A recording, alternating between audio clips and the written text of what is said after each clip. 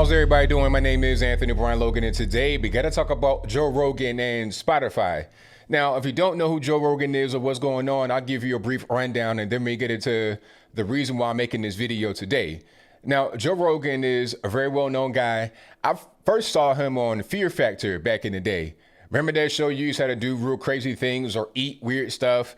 You know, I saw him on that show way back in the day. And I've seen him lately, aside from the podcast, which we'll get to in a moment. I saw him doing the UFC fights, like not in the ring, you know, punching guys in the head. I'm talking about doing the commentating and interviewing ringside. I saw him doing that, and he's very good at doing that. And I think he still does that today. But the biggest thing he has going for himself is the Joe Rogan podcast. Okay, you can find it right here on the YouTubes. You can find it on Spotify. We'll get to that in a minute. His podcast is tremendous. And I'm not necessarily saying from a content point of view. I mean, it's a pretty good podcast. As far as Joe Rogan himself, he's kind of conservative, kind of liberal, kind of a fence rider. But the podcast has a lot of very influential people on it. He had Elon Musk. Remember that picture of Elon smoking with the eyelid up and all of that? That was on a Joe Rogan podcast. The one he did with Alex Jones was crazy. I'm talking about that was a really good podcast. The one with Alex Jones. The one where he was smoking and talking about I'm kind of retarded. That was on a Joe Rogan podcast. He's had quite a few guests on the show. That's really what his show is. He brings on guests and they talk. He had on Mike Tyson recently. He has some really big and powerful names on the podcast. The podcast is so big that he gets around 190 million downloads a month. That's downloads. I don't even know about views on YouTube as far as the Joe Rogan channel and then the Joe Rogan Clips channel, which he owns both. I'm not even sure if that 190 includes those numbers. Just the sheer downloads to phones, devices, computers, or whatever, 190 million. So, of course, other companies aside from YouTube are going to take notice. They're going to say, hey, wait a minute, this guy is really blowing up. How can we make some money here? How can we be, benefiting each other? So here comes Spotify with a tremendous deal. They're talking about it could be in excess of 100 million. The exact numbers, I don't know. I have no idea. I don't have any documents in front of me to say how much it is. But if it's getting that many downloads a month and Spotify are making a deal with them to be exclusive, not being on YouTube anymore, it's got to be, way up there in the several millions of dollars. All right. But right when that happened, I was like, this is going to be an issue because Spotify has already had some problems with other podcasts. Shout out to Joe Budden, not Joe Biden, the president who's halfway dead. I'm talking about Joe Budden, the rapper. He has a pretty decent sized podcast. I think he said it's like number one on Spotify. Maybe that's true. Maybe that's false. I have no idea, but it's a really big podcast on YouTube and other places. They did a deal and he's already pretty much done with that. And I could tell it was kind of rocky because with Spotify, that's another company you got to deal with as far as their internal policies and their employees and the whole nine. So I figured this might be kind of rocky as it relates to Joe Rogan. And of course it is. You have employees that are threatening to walk out and or strike if they don't get editorial control over the podcast before they go live on Spotify. And remember, this is going to be exclusively on Spotify. No videos on YouTube anymore beyond a certain date. The audio only on Spotify. So all of his content will be uploaded to Spotify, edited and whatnot if the employees have their way.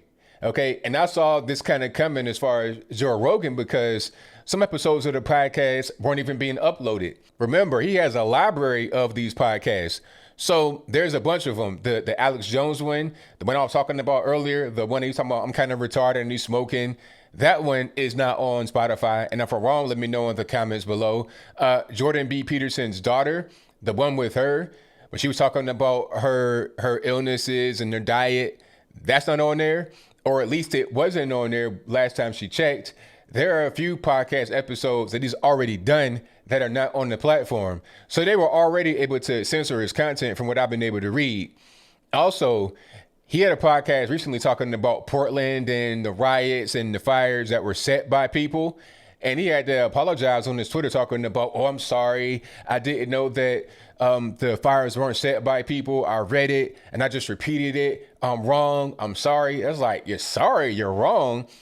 I've never seen a statement like that from Joe Rogan on Twitter or anything. I mean, the most I might hear him say is, I messed up on the podcast, but I don't even really hear that. I don't really hear that because Joe Rogan is not even the kind of guy that will just say things that don't make any sense at all. They got to come from a particular place. Now, he may give his opinion, and that's fine. He may say, I feel this, I think this, and that's fine. Just like the episode with Candace Owens, which was fantastic, by the way. Shout out to Candace Owens. You did a great job on the podcast. And don't let anybody tell you otherwise, but that one was really good. He was arguing with Candace about climate change, and I thought it was great. It was like a debate. Why can't we have debate anymore? Must there just be one way of looking at things, one way of seeing the world? Now, some may say that the debate between Candace Owens was fact versus fiction, but really it's about opinion versus opinion. I think this. I think this. Some people think that climate change does this. Some think that, whether they be scientists, regular normies, or whatnot. So this whole curating the content thing is just another form of censorship. And if you want to go to a Spotify and have it be exclusive, you don't want that to be going on. So it's going to be a battle. I see Joe Rogan's already kind of capitulated to a certain extent, apologizing, not really saying anything about podcasts that have been removed from Spotify that are on his YouTube library. So I think at a certain point, it's going to be a line in the sand. He says, okay, no more. I'm not going to allow this to happen.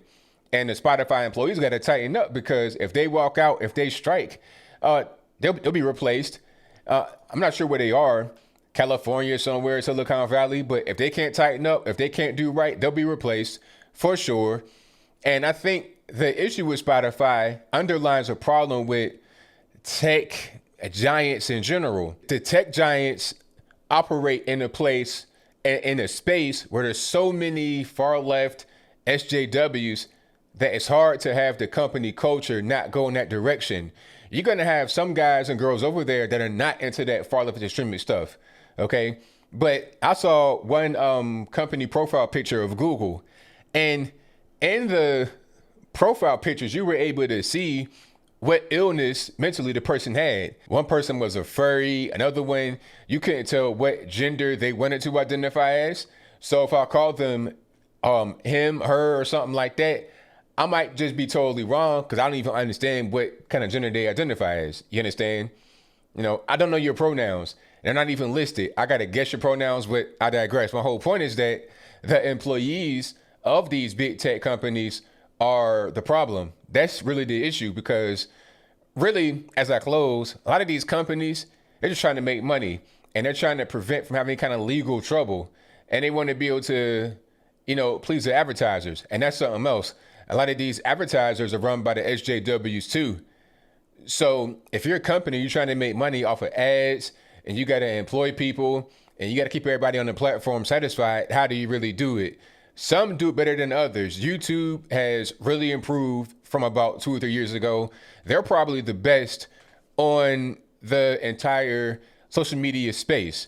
Okay. My content is pretty much everywhere in all the big social media platforms, but I get treated the best on YouTube. Facebook, they're trying to kill my page, and it's not even the big page. Instagram is okay, although it's still Facebook.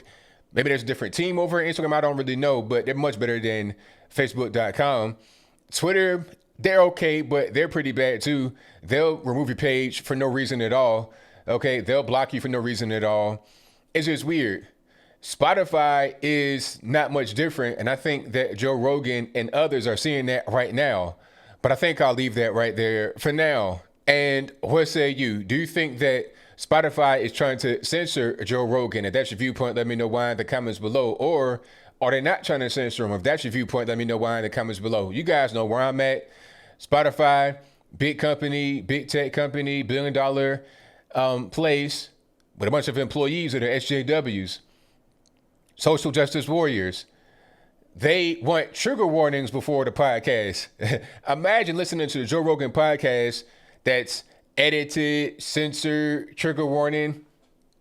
At what point do you water down a podcast so much that it's not even the podcast anymore? And the very thing that Spotify signed him to do, which is bring viewers, he's not going to be able to do, at least not to the extent that he did it before, because the content will be watered down.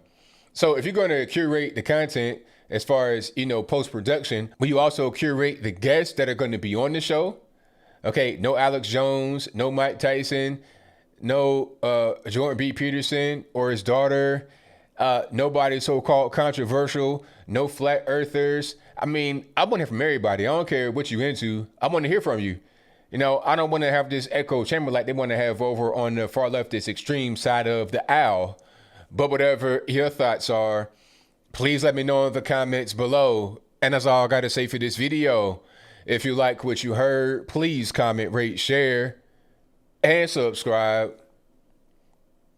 Peace.